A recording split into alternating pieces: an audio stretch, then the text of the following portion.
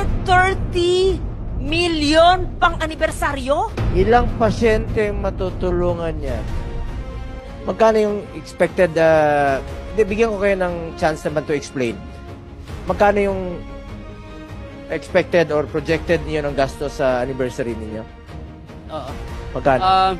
Mr. Chair, the initial proposal ay 138 billion proposal. Initial.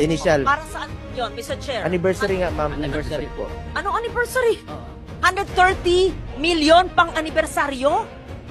Saan nyo kukunin ito? Ang gagawin nyo? Una, saan kukunin at anong gagawin nyo sa 130 million pang anibersaryo nyo?